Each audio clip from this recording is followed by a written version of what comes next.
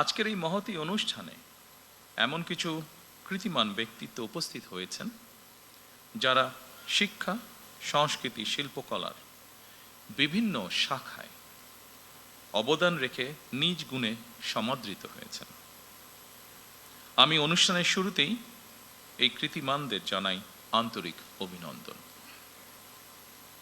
রাজনীতিবিদগণ রাষ্ট্র পরিচালনার দায়িত্বে থাকলেও একজন রাজনৈতিক কর্মী হিসাবে আমি বিশ্বাস করি জ্ঞানী গুণীজন দিক নির্দেশনার ভূমিকা পালন করে থাকেন।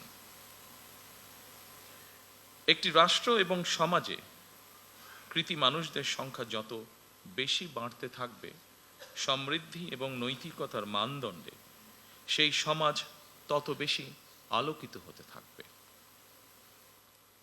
সুতরাং রাষ্ট্র তার নিজের প্রয়োজনে জ্ঞানী গুণী মানুষদের সম্মানিত করে। সম্মানিত সকল উপস্থিতিবৃন্দ, সুধীবৃন্দ, এই উপলব্ধি থেকেই স্বাধীনতার ঘোষক শহীদ প্রেসিডেন্ট জিয়াউর রহমান স্বাধীন বাংলাদেশে প্রথমবারের মতন 21 পদক প্রবর্তন করেছিলেন। এটি শুধু একটি পদকই নয়, বরং এই পদকের মধ্য দিয়ে 52 ভাষা আন্দোলন থেকে আজ পর্যন্ত বাংলাদেশের ঐতিহাসিক ঘটনাবলীকে স্মরণে আনার পাশাপাশি যেসব বিজ্ঞজন শিক্ষা, সাহিত্য, শিল্পকলা, গবেষণা ও চর্চায় নিজেদেরকে এবং রাষ্ট্র ও সমাজকে সমৃদ্ধ করেছেন, তাদের সঙ্গে আপামর জনসাধারণের পরিচয় ঘটে।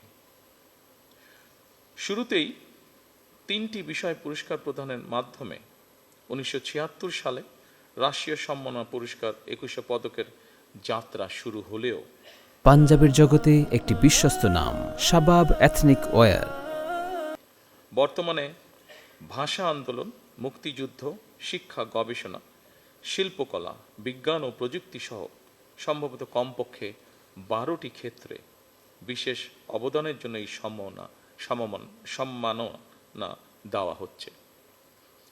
এটি নিঃসন্দেহে একটি ইতিবাচক অর্জন।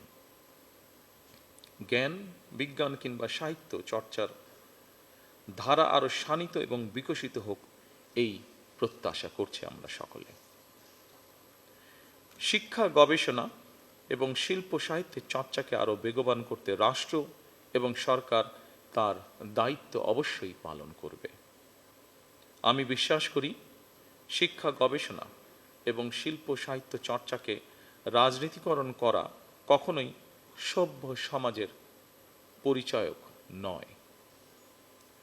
শিক্ষা, সাহিত্য, শিল্পকলা, বিজ্ঞান ও প্রযুক্তি অর্থাৎ জ্ঞান বিজ্ঞানে সব শাখায় যাতে দেশ এগিয়ে যেতে পারে, নৈতিক মানসম্পন্ন তেমন একটি উদার গণতান্ত্রিক রাষ্ট্র ব্যবস্থা প্রতিষ্ঠার লক্ষ্যে বর্তমান গণতান্ত্রিক সরকার অবশ্যই কাজ করবে।